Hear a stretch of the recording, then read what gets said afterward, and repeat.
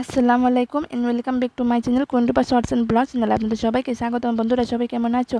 আশা করছি সবাই ভালো আছো। আলহামদুলিল্লাহ আমিও ভালো আছি তোদের ভালোবাসা ও বড়দের আশীর্বাদে। তো বন্ধুরা আজকে তোমাদের সামনে নতুন একটা রেসিপি নিয়ে আবারও হাজির হয়ে গেলাম অন্যান্য দিনের মতোই কাতলা মাছ দিয়ে কাঁকরোলের তেলঝাল একটা রেসিপি। তো বন্ধুরা শুরু করার আগে অবশ্যই লাইক দিয়ে ভিডিওটা দেখা শুরু করো। অবশ্যই সবার উপর আমার বিশ্বাস আছে কেউ স্কিপ করবে না, অবশ্যই ফুল ওয়াচই করবে। আর ছোটো বড়ো সকলকে আমার তরফ থেকে প্রাণ ভরা ভালোবাসা। আর যেভাবে আমি রান্না করেছি এই রেসিপিটা দেখতে হলে অবশ্যই আমার সঙ্গে থেকো। অবশ্যই তোমাদের উপর অত্যন্ত বিশ্বাস আছে, কেউ স্কিপ করবে না। তো শুরু করা যাক আমি কিভাবে রান্না করেছি বন্ধুরা। তো দেখে নাও, আমি এখানে প্রথমেই 3টা কাঁকরোল নিয়ে নিয়েছি। তো এই কাঁকরোল নিয়ে নিয়েছি 3টা, আর আলুও নিয়ে নিয়েছি 3টা। তো এখানে সবুজ সবুজ একেবারে কিন্তু আমি বাজার থেকে কিনে এনেছি এই কাঁকরোলগুলো। যে উপরে যে কাটা কাটা যে বা অংশগুলো আছে এগুলো আমি ছাড়িয়ে নেব, ছাড়িয়ে কিন্তু সুন্দরভাবে কেটে নেব। একটা কথা বলতে চাই বন্ধুরা, তোমরা যেখান থেকে গিয়ে যে নতুন বন্ধুদেরকে বলছি, এভাবে নতুন নতুন রেসিপি ভালো ভালো রেসিপি পেতে হলে আমার এই চ্যানেলটিকে সাবস্ক্রাইব করে বেল আইকনটি নোটিফিকেশনটি অন করে রেখে দিবেন, যাতে করে আমি সঙ্গে মানে ভিডিও আপলোড করার সাথে সাথে যেন আপনাদের কাছে নোটিফিকেশন সবার আগে পৌঁছে যায়, আর সঙ্গে সঙ্গে আপনারা সবার আগে দেখতে পারেন। তো বন্ধুরা, তো শুরু করা যাক কিভাবে রান্না করেছি আমি। তো দেখে নাও, এখন আমি এগুলি কিন্তু কেটে ধুয়ে নিয়ে নিয়েছি। তো ধুয়ে কেটে ফিরে আসছি বন্ধুরা। তো দেখে নাও, এখন আমি মাছগুলো এখানে ফ্রিজ থেকে নামিয়ে রেখে দিয়েছিলাম। দেখে নাও, বরফ কিন্তু একেবারে ছেড়ে দিয়েছে। ফ্রিজ থেকে নামিয়ে আমি জলে এভাবে ভিজিয়ে রেখে দিয়েছিলাম। এটা কিন্তু অনেক বড় কাতলা মাছ, তোমরা দেখে হয়তো বুঝতেই পারছো, কিনে এনেছি বাজার থেকে। তো দেখে নাও, কাঁকরোল আর আলুগুলো কেটে আমি ধুয়ে কেটে একেবারে পরিষ্কার জল দিয়ে নিয়ে নিয়েছি একটা ঝুড়ির মধ্যে। তো দেখে নাও, উপরে যে কাটা কাটা অংশটা ওগুলো কিন্তু আমি এভাবে আস্তাগুলো ছাড়িয়ে নিয়ে নিয়েছি। এখানে আমি কাঁকরোল নিয়েছি 3টা, আলুও নিয়ে নিয়েছি 3টা। দেখে নাও, একেবারে কচি কচি কাঁকরোল, দেখে হয়তো তোমরা বুঝতেই পারছো এই কাঁকরোলগুলো কিন্তু অনেকটাই সুস্বাস্থ্যকর, একেবারে হেলদি খাবার। তো এখানে আমি মাছগুলোকে ভাজা করার জন্য এখন আমি নুন আর হলুদ মাখিয়ে নেব।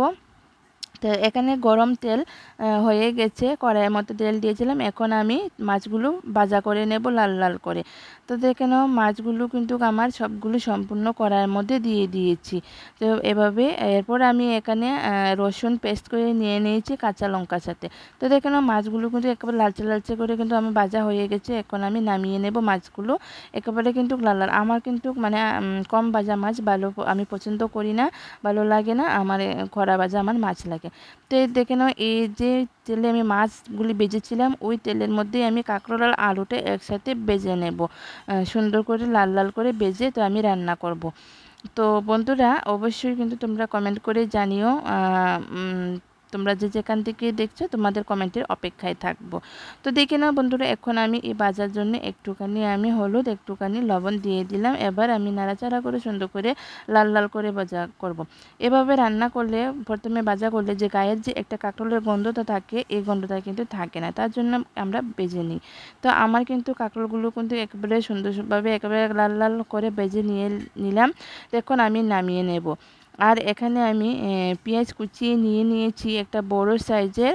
তো যে তেলের মধ্যে আমি কাঁকরোল আলু মাছ ভেজেছিলাম, এই তেলের মধ্যেই কিন্তু আমি আর তেল দিইনি, এই তেলের মধ্যেই কিন্তু আমি পেঁয়াজটা সম্বাদ দিয়ে নিলাম।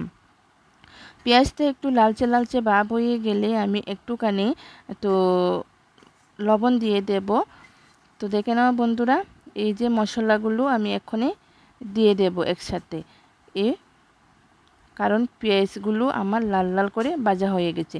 এখানে যে লাল লাল দেখা যাচ্ছে কেন, আমার মশলা পেস্টটা আর রসুন আর কাঁচা লঙ্কার পেস্টটা, আর আমি নিয়ে নিয়েছিলাম এখানে সবগুলো লাল লাল লঙ্কা, সবগুলো কিন্তু পাকা লঙ্কা ছিল। তো এখন আমি দিয়ে দিলাম একটু নুন একটু হলুদ দিয়ে, আর একটুখানি দিয়ে দেবো কালারের জন্য একটু লাল লঙ্কা গুঁড়ো, একটু জিরে গুঁড়ো আর একটুখানি ধনিয়া গুঁড়ো দিয়ে এরপর আমি সুন্দর করে ভালোভাবে ভেজে নেব। তো আমার কিন্তু সম্পূর্ণ মশলা কিন্তু কষানো হয়ে গেছে, ভাজা হয়ে গেছে বন্ধুরা, তোমরা দেখে হয়তো বুঝতে পারছো। তো এখন আমি ভেজে রাখা কাঁকরোল আলুটা এখন আমি এই মশলার সাথে অ্যাড করে দেব। সুন্দরভাবে কিন্তু সেদ্ধ হয়ে গেছে। কিন্তু আমি এখানে কিন্তু আর বেশি কষাতে হবে না, মানে ভাজা করে নিলে কিন্তু খুবই খেতেও কিন্তু দারুণ লাগে, মানে তো সবজিটা মানে তরকারিটা আরই। তো বন্ধুরা আমি একটা কথা বলতে চাই, আজকে আমি অর্ধেক অংশ থেকে আমাদের যে আমি সবসময় বাড়িতে যেভাবে কথা বলি এমনি কথা বলি, তো কিছু মনে করো না। তো এখন আমি এটারে আমি সুন্দর করে ভালোভাবে কষাইয়া নিমু, কষাইয়া ছেড়ে আমি এখানে ভালোভাবে কিন্তু লাল লাল করে কিন্তু কষাইয়া নিমু। লাল লালভাবে কষাইয়া রানলে কিন্তু তরকারিটা কিন্তু যত কষাইবেন আপনারা তরকারিটা কিন্তু ততই খাইতে ভালো লাগবে। দেখে নাও, দেখে হয়তো তোমরা বুঝতেই পারতেছো কিন্তু কতটুকু মশলাটাও কিন্তু ভালোভাবেই কিন্তু মিশা যাইতেছে কারকলের লগে আর আলুর লগে। তো এমন করে আমি অনেকক্ষণ মানে 5-10 মিনিটের মতন ভালোভাবে কষাইয়া নিমু। কষাইয়া ছাড়লে তো দেখানো আমার কিন্তু কষানো হইয়া গেছে গা, আমার কাঁকরোল আর আলুটা কিন্তু কষানো হয়ে গেছে। এখন কিন্তু তরকারি যত কষাইবেন ততই কিন্তু খাইতেও কিন্তু টেস্টি লাগবো। তো আমি যেমনি রান্তাছি তোমরা কিন্তু এমনি রানবা, দেখবা খুবই খাইতে ভালো লাগবো, টেস্টি লাগবো। তোমরা বাড়ি যারা যারা কাঁকরোল খাইতে পছন্দ করে না তারাও কিন্তু খাইতে পছন্দ করব। আঙ্গুল এক থালের জায়গা 2-3 থাল ভাত কিন্তু খাইয়া লাইব। তো এখানেও আমার কিন্তু কষানো কিন্তু হয়ে গেছে গা, এখন আমি জল দিয়ে দিলাম। জল কিন্তু আমি বেশি একটা দেব না, খেলে গা আমি আগে কিন্তু কাঁকরোলটা আলুটা বালা করে বাজ্জা লইয়া লাইছি, তো অনেক কিন্তু আদা সিদ্ধ হয়ে গেছে লগা। তো আমার কিন্তু তরকারিটা কিন্তু ফুটতে গেছে গা, এখন আমি মাছগুলা যে বাজ্জা রাখছিলাম এই মাছগুলো এখন আমি দিয়ে দিমু। তো মাছগুলো আমি দিয়ে এক্ষণে দিয়ে দিলাম, ওই দেখালাও বালা করে দিয়া মাছগুলা কিন্তু আমি বালা করে বাজ্জা লইছি। আমি কিন্তু কারা ভাজা মাছ কিন্তু খাইতে পছন্দ করি না। ভালো করে মাছ ভাজ্জা লইলে কিটা হয় বন্ধুরা বুঝছো নি, মানে অন্য সময় তরকারি হওয়ার আগেও কিন্তু মাছ এই ভাজা করলে যদি একটু হয় তখন কিন্তু খাইয়া লাউন যায়, তরকারি রান্ধুক আর না রান্ধুক, এর লেগে আমি কড়া ভাজা করিয়া খাই। তো মাছ কিন্তু আমি তরকারির মতো দিয়া লাইছি, দেখালাও ঝোলটাও কিন্তু মোটামুটি কমে গেছে গা, মোটামুটি আমার রান্নাটাও গনে গেছে গা, তোমরা দেখতে হয়তো বুঝতে পারতেছো। তো বন্ধুরা আমার এই কথাটা তোমরা কেমন মানে শুনতে কেমন লাগতেছে অবশ্যই কিন্তু কমেন্ট করে তোমরা জানিও। তোমাদের একটা কমেন্টের মাধ্যমে কিন্তু আমরা অনেকটাই ভিডিও তৈরি করে অনেকটা উৎসাহ যোগাই, আর তোমাদের এই ছোটো ছোটো কমেন্টগুলো পড়তেও কিন্তু অনেকটাই ভালো লাগে। তো বন্ধুরা আমার কিন্তু রান্না কিন্তু ফাইনালি কমপ্লিট হয়ে গেছে গা, তোমরা দেখে হয়তো বুঝতেই পারছো কালারটা যেমন সুন্দর হয়েছে খাইতেও কিন্তু এমনটাই দারুণ হয়েছিল। তোমরা অবশ্যই আমি যেভাবে রান্না করছি যে মশলা দিয়ে যেভাবে রান্না করছি অবশ্যই একবার হলো ট্রাই করে দেখবা। আশা করছি তোমরা পরিবারের সবাই কিন্তু পছন্দই করবো, আমি 100% গ্যারান্টি দিয়ে কইতেছি। তো দেখালাও বন্ধুরা কে কার কার কাঁকরোল খাইতে ভালো লাগে, মানে খেতে পছন্দ করো, কে কে কাঁকরোল খেতে পছন্দ করো অবশ্যই কিন্তু কমেন্ট করে জানাইও। রান্নাবান্না শেষ করে লেছি, খাওয়া দাওয়া শেষ করে লেছি। তো এরপর একটু বৈশাখ রয়েছি বারিন্দার মধ্যে, দেখি যে বৃষ্টি বৃষ্টি ভাব হইতেছে আকাশের মধ্যে। আর তোমরা এদিকে কার কার এনে বৃষ্টি হইতেছে এটা কমেন্ট করে জানিও। আর আমার এই কাঁকরোল দিয়ে কাতলা মাছের ডাল জাল রেসিপিটা রান্নাটা কেমন হয়েছে অবশ্যই কিন্তু কমেন্ট করে জানিও।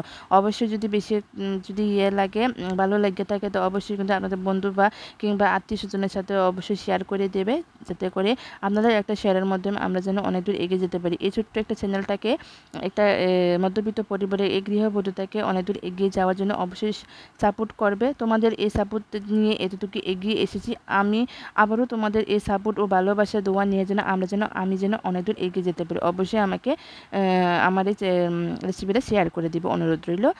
লাইক শেয়ার কমেন্ট করতে কিন্তু একদমই ভুলবে না। তখন কিন্তু একটু সন্ধ্যা মানে বিকাল টাইমে তখন 4:30 কি 5টা বাজে এমনটাই সময়। তো এরপর মানে এদিকে বাতাস কিন্তু মোটামুটি চলে আসছে, এইভাবে দেখে নাও তোমরা, দেখে তো বুঝতেই পারছো বাতাস কিন্তু মোটামুটি হয়ে আসছে। এরপর জোরছে বৃষ্টি আসবে। এরপর কি হবে, উপরে যে টিনগুলো যে এভাবে নাড়াচাড়া করছে এই টিনটা কিন্তু টাচ করে কিন্তু গিয়ে এভাবে পড়ে যাবে। তখন আমি মনে করেছিলাম যে আমার গায়ে পড়ে যাবে, তার জন্য আমি কি করেছি ক্যামেরাটা অফ করে দিয়েছিলাম। তো এরপর দেখে নাও ওই যে আমার গেটের সামনে পড়ে গেছে, আর রাস্তার মধ্যে কিন্তু জল কিন্তু ভর্তি হয়ে গেছে। তো বন্ধুরা আমি ভিডিওটা বেশি একটা বড় করছি না, আবারও নতুন একটা রেসিপি নেক্সট যদি দেখা যাচ্ছে, ততক্ষণ তোমরা সবাই ভালো থাকো, টাটা বাই বাই, আসসালামু আলাইকুম।